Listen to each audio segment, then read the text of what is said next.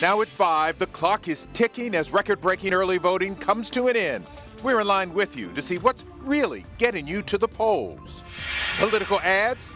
Everywhere. But there's a method to the madness. The experts weigh in on how they're created.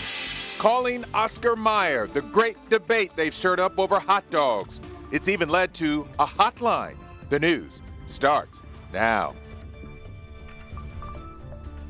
We have new information on a breaking news story. A 71-year-old woman was stabbed multiple times at an apartment in Timber Grove that's west of the Heights. She was rushed to the hospital after a maintenance man found her in the shower today. Police say it looks like someone busted in through a sliding glass window before attacking her, then took off. The woman is in stable condition. Right now you have about 2 hours left to vote early in what has become a frenzied voting season. Yeah, we want to know, have you voted early for the midterm election? You can let us know on the KHOU 11 mobile app. We know some of you are waiting to vote right now, and you are dealing with very long lines. Melissa Correa is in Southwest Houston at the Balin Community Center, where the lines are wrapped around the building. Mel, how's the vibe out there? Hey there, Mia. Yeah, the lines are worth it because folks are taking advantage of the biggest perk of early voting, which is you can show up to any polling location within your county to cast your ballot. Again, the polls close at 7. Right now, there's between a 30 to 40 minute wait. And I wanted to point this out because we're having some fun with folks in the crowd. This is Josh. We joke that he started growing the beard as he's waiting to get to the polls. Meanwhile, Steve says he's lost hair. He actually started with a full head of hair. And now that he's waiting in line, you know, we're having some fun with it because you are bound to wait. But if you need a little push to get you out the door, listen to this. If LaTanya can do it, so can you. Yes, I was at home in the bed ill, and I said I got to get up and go vote. I thought it was going to be a shorter line, but it wasn't. Now I have to stand, but it's moving. Maybe not as fast as this sped up video. That doesn't matter. 24 years in the military, I know long lines. It doesn't bother me. At 72, John Moore's seen an election cycle or two. I vote when it's important. At 18, something new that I haven't done before. This group is soaking in their civic duty. Show people what we can do and show that if you try and if you get together, you can make anything happen. Yeah. It's a fantastic way to show what the future has to hold for us. Cell phones keep voters company, while selfies prove you were here. Yeah. Oh, yeah, right. That's a thing. Glory taught her boys to vote. This Texans fan just cast his very first ballot. And in the Switzer house, those who vote together stay together. You know, no voice, no vote. Which is why on a Friday afternoon with skies as blue as our state flower, Texans couldn't imagine being anywhere else. And so this is the front of the line here at the Balin Community Center. As long as you are in line to vote today by 7 p.m., you should be able to cast your ballot. If you're waiting for Election Day, don't forget, you need to do some research to figure out where exactly you need to go vote. That's based on your address. But I have a feeling, Mia, Tuesday's selfies will be just as sweet. Oh, you know it. Hopefully the lines won't be as long, but something tells me that could be the case. We'll see. Thanks so much, Mel. And here are some pics of people sharing their I voted selfies. Looking good there. So we've been asking, are you one of them? Have you voted yet? And let's check out our results. Looks like 95% of you say yes, I wanted to beat the line. Smart move. But you still have time to vote in our poll, that is, on the KHOU 11 app or on KHOU.com/vote now. We'll have the results for you coming up at 6. Well, we have been bombarded with political ads. Have you seen them? And new ones keep coming, even this week.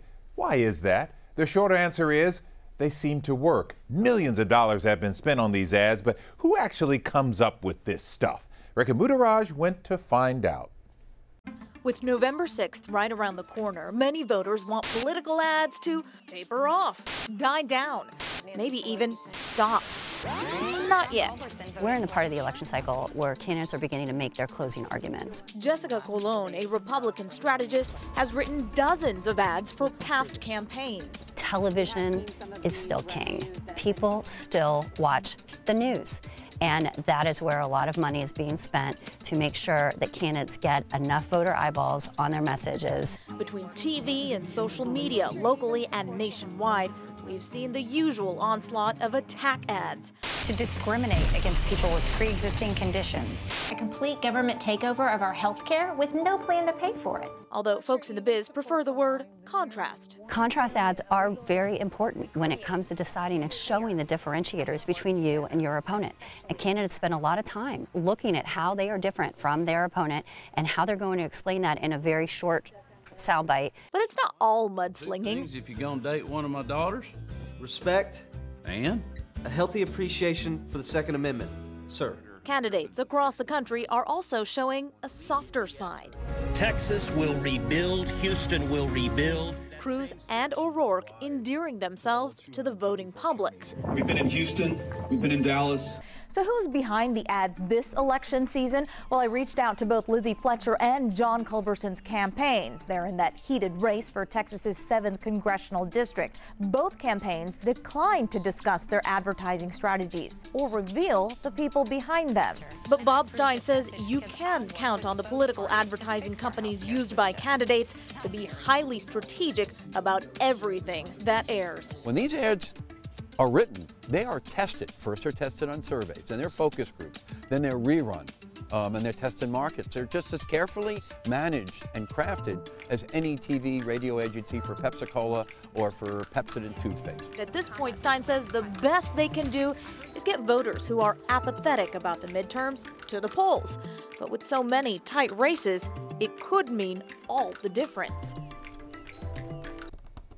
We've got you covered with a voting guide on KHOU.com and the KHOU 11 app. It includes a list of early voting locations, rules, and ballots. Make sure to watch KHOU 11 News on election night, Tuesday. We will have live coverage from 7 p.m. through 10 p.m. on KHOU.com, Facebook, and YouTube, giving you real-time results after the polls close. It's going to be a busy day, and this is about as good as it gets outside as we begin the weekend. Sunny skies, low humidity, and David says more of the same tomorrow. I vote for more weather just like this, David Paul. Can we vote straight ticket on that weather yes, forecast? sunshine. I think we'd like to. There's a lot going on. In fact, we've got rain chances that do come in over the weekend. But for Election Day Tuesday, if you're going to go out and vote and stand in line on Tuesday next week, it actually looks pretty good. There is a slight chance for a morning shower or a sprinkle next Tuesday morning, but by lunchtime, probably even before lunchtime on Tuesday, whatever little sprinkles are there should be gone. Comfortably cool 67, so if you got to stand in line Tuesday, at least the weather should cooperate. It is cooperating right now down in Galveston. Lone Star Bike Rally in full effect. Look at the people, the bikes, the leather, the chaps, Len Cannon. And the satellite actually reveals beautiful skies in Texas. But there it is. That's our Sunday storm system. See it on the 3D satellite. It's coming our way. Show you what it means for Sunday. I've got the timing, and we'll talk about the chilly night tonight as well. Deliberations are still going on right now in the trial of Terry Thompson. He is accused of fatally choking John Hernandez outside a Denny's restaurant in May of 2017. Matt Doherty is live in downtown where closing arguments ended this afternoon. Matt?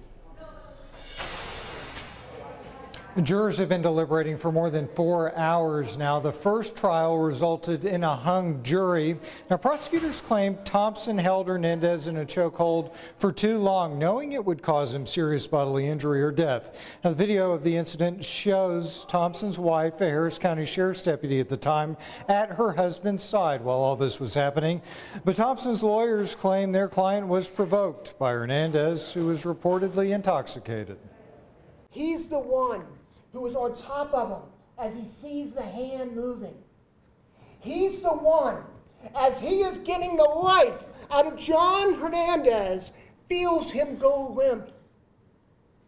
He's the one, when he gets off of him, sees that he's dead. If you've got the facts and the evidence, pound the facts and the evidence. If you don't have that, pound the table. Do something else. Don't focus on that. Point to everything else.